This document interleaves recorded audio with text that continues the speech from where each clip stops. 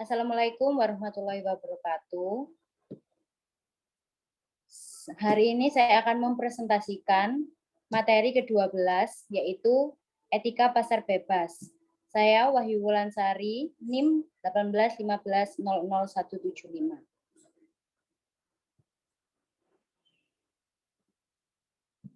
Pasar bebas.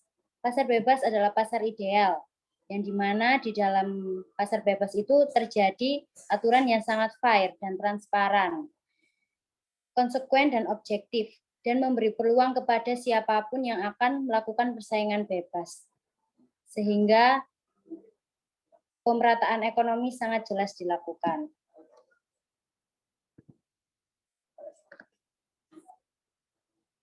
Dalam etika bebas tentunya harus memiliki panduan-panduan dan juga aturan. Berikut panduan untuk menciptakan pasar bebas, etika pasar bebas. Yang pertama yaitu pengendalian diri. Pengendalian diri yang dimaksud adalah pelaku bisnis dari pihak terkait mampu mengendalikan diri mereka masing-masing untuk tidak memperoleh apapun dari siapapun dan dalam bentuk apapun. Yang kedua yaitu menghindari sifat 5K. 5K adalah kata balance, kong kali kong, kemudian koneksi, kolusi, dan komisi.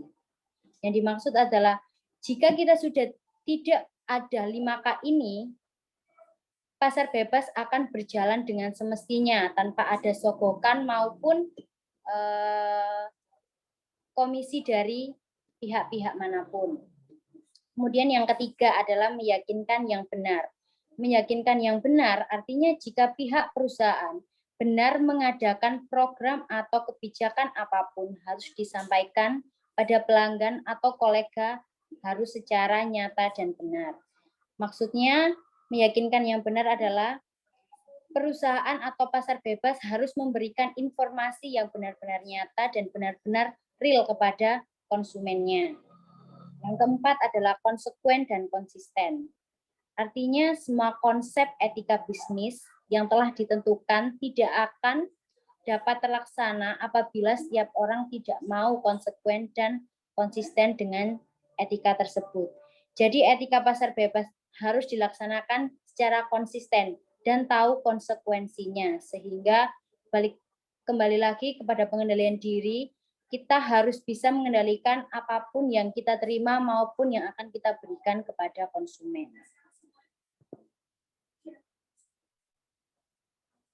Pasar bebas memiliki beberapa keuntungan moral. Ada 5 keuntungan moral dari pasar bebas. Yang pertama, sistem ekonomi pasar bebas menjamin keadilan melalui jaminan perilaku yang sama dan fair bagi semua pelaku ekonomi. Jadi tidak ada perbedaan antara setiap pelaku ekonomi. Yang kedua, ada aturan yang jelas dan fair. Aturan ini diberlakukan jika juga secara fair, transparan, konsekuen, objektif. Maka semua pihak secara objektif tunduk dan dapat merujuk secara terbuka. Jadi seluruh pelaku ekonomi harus tunduk pada aturan-aturan yang sudah ditetapkan oleh etika pasar bebas. Yang ketiga, pasar memberi peluang yang optimal, kendati belum sempurna bagi persaingan bebas yang sehat dan fair. Yang keempat, dari segi pemerataan ekonomi, pada tingkat pertama ekonomi, pasar lebih jauh mampu menjalin pertumbuhan ekonomi. Jadi, keuntungannya yaitu dari segi pemerataan ekonomi. Pada tingkat ekonomi pertama, pertumbuhan ekonomi akan semakin meningkat dan menyebabkan keuntungan dari semua pelaku ekonomi. Yang kelima, pasar juga memberi peluang yang optimal bagi terwujudnya kebebasan manusia. Jadi yang dimaksudkan dari poin nomor 5 adalah mengenai hak asasi manusia yang bisa untuk bebas menjadi pelaku ekonomi di pasar bebas. Yang terakhir kebijakan pemerintah. Berikut merupakan peran pemerintah dalam pasar bebas, yaitu bersifat efektif karena begitu terjadi pelanggaran atas hak kepentingan pihak tertentu, pemerintah akan bertindak efektif dan konsekuen untuk membela pihak yang dilanggar dan menegakkan keadilan. Minimal karena sejauh pasar berfungsi dengan baik dan fair, maka pemerintah tidak terlalu banyak ikut campur. Jadi kebijakan pemerintah yang dimaksud di sini adalah pemerintah tidak ikut campur dalam banyak hal apabila dalam pasar bebas tersebut tidak ada hal-hal yang di luar etika yang sudah ditentukan. Jadi pemerintah hanya menjalankan apa yang sudah ada di dalam undang-undang yang berlaku. Jadi siapa saja yang melanggar kebijakan pemerintah, melanggar etika pasar bebas, maka dia akan dikenakan hukuman yang sudah ditetapkan oleh pemerintah juga. Oke, terima kasih. Boleh dilanjut untuk materi ke-13.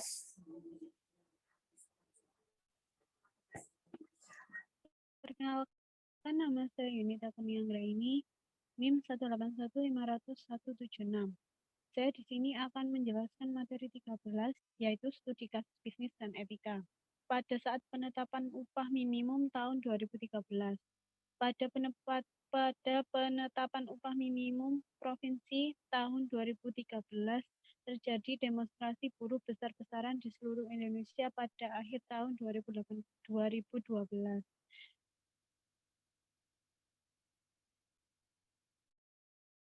Di Jakarta, di mana Gubernur DKI pada saat itu adalah Joko Widodo, menyetujui upah buruh naik 43%. Namun, hal ini memicu protes di kalangan pengusaha, dan mereka mengancam untuk memindahkan bisnisnya keluar Indonesia dan menutup usahanya. Padahal ini urusan upah yang berkepanjangan sampai memaksa Presiden RI ikut menengahi. Akhirnya disepakati bahwa upah buruh tetap naik, namun bagi pengusaha yang keberatan akan diberi tenggang waktu 6 bulan untuk mematuhi belas tersebut. Kemudian kejadian di Jakarta. Pada tanggal 24 Oktober 2012 terjadi unjuk rasa di Balai Kota yang dilakukan sekumpulan buruh dari Konfederasi Serikat Pekerja seluruh Indonesia. Pada awalnya buruh menuntut kenaikan UMP menjadi 2,79 juta yang ditanggapi akan ajakan dialog oleh Basuki Cahayapurnama dengan perwakilan buruh. Akhirnya disepakati penggunaan angka survei kecukupan hidup layak bulan terakhir dari sebelumnya yang dirata-rata dari data Februari 2012 hingga Oktober 2012 serta berbagai poin lainnya sehingga menjadi 13 kesepakatan. Yang awalnya memunculkan rekomendasi angka 1,9 juta, namun sidang ini diganggu oleh tindakan buruh yang memanggil kembali perwakilannya, sehingga angka ini baru mewakili kepentingan pengusaha. Akhirnya disepakati oleh berbagai pihak bahwa upah minimum provinsi sebesar 2,2 juta yang kemudian ditetapkan oleh Dewan Pengupahan untuk melakukan tindakan-tindakan atau action yang berupa pembelian terhadap sebuah produk dari brand tertentu. Maka dari itu, iklan yang ditayangkan harus pula melihat dari sisi moral etika, serta nilai-nilai yang berlaku di masyarakat di mana iklan tersebut ditayangkan. Berikut beberapa contoh iklan yang tidak etis, antara lain adalah iklan pompa air Mizu. Iklan ini dianggap melanggar etika dan memperoleh teguran dari KPI. Dikarenakan iklan ini menggunakan model wanita yang berpakaian minim dan mengandung lelucon vulgar. Hal ini mengakibatkan KPI melarang adanya iklan ini berada di televisi. Kemudian iklan Almilk. Iklan rokok yang baru ditayangkan di televisi yang biasanya ada pada pukul 9.30 ke atas. Namun perusahaan rokok tersebut terbiasa membuat billboard yang dipasang di jalan-jalan yang banyak dilalui kendaraan.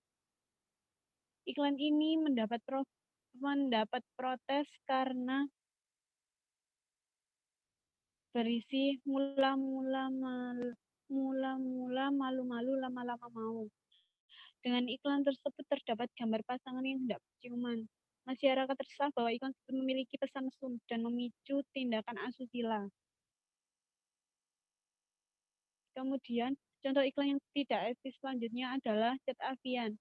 Dalam iklan di televisi ini menggambarkan bahwa ada seorang pria yang mengecat kursi yang hendak memasang kertas tulisan awas cat basah namun terbang. Kemudian ada sosok wanita yang langsung duduk di kursi yang baru dicat. Setelah itu pria itu menunjukkan bahwa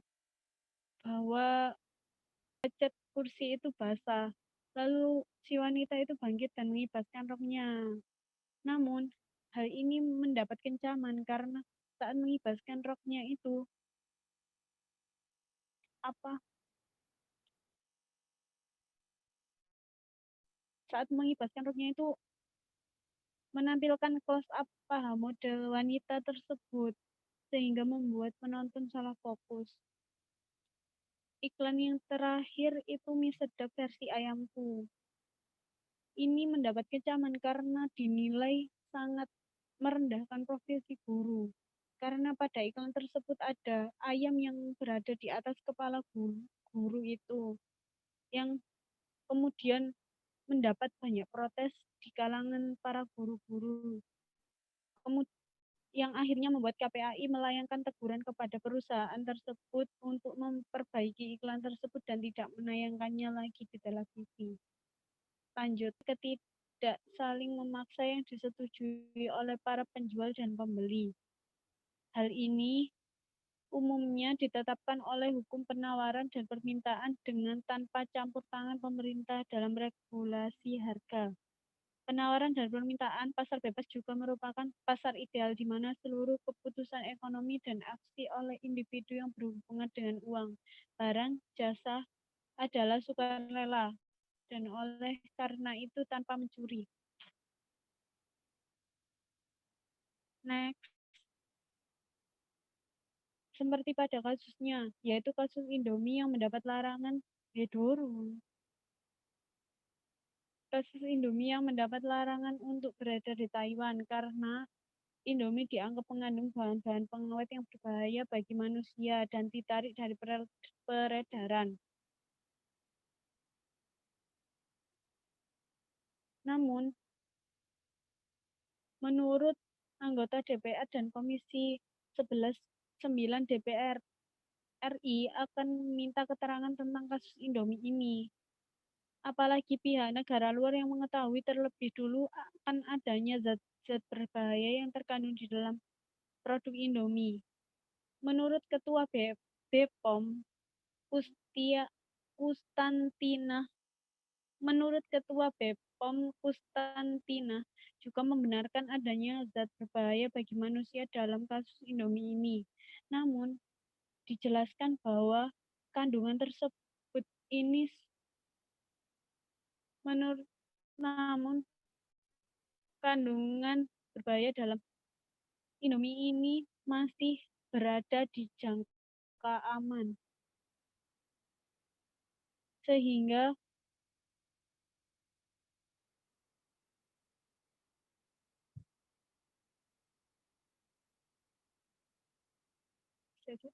ya bingung rek.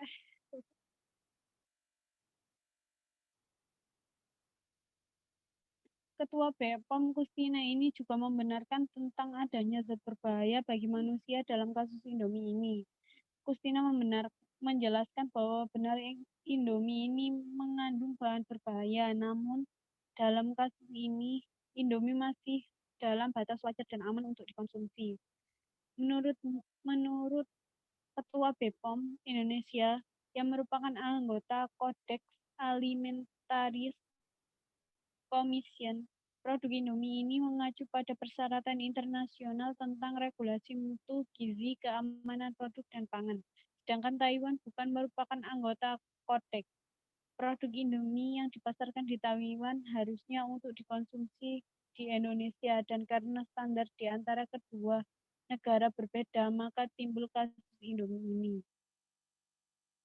Perkenalkan, nama saya Delia dengan NIM 181500177. Di sini saya akan mempresentasikan tentang materi bisnis sebagai profesi.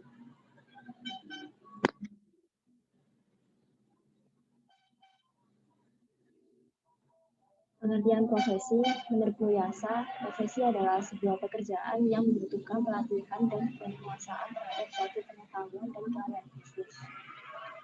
Dari pengertian tersebut, maka dapat dinyatakan bahwa profesi pada dasarnya adalah serangkaian aktivitas atau pekerjaan yang dijalani oleh seseorang sebagai sarana untuk mencari nafkah, sekaligus sebagai sarana untuk mengabdi kepada kepentingan orang lain, yang harus diiringi dengan keahlian, keterampilan, dan tanggung jawab kepada masyarakat.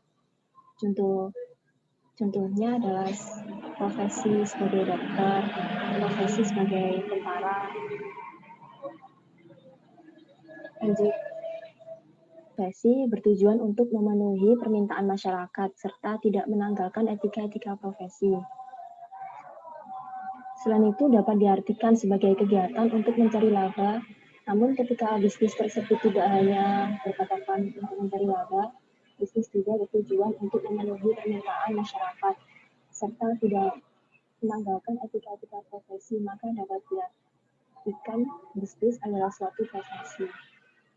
Lanjut, profesi dan hakikat manusia utuh.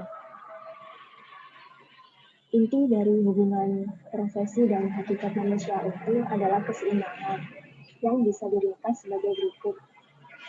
Keseimbangan antara hak dan kewajiban. Jadi, seseorang yang sudah berprofesi memiliki hak dan harus melakukan kewajibannya. Lalu ada keseimbangan tujuan perilaku dan kewajiban.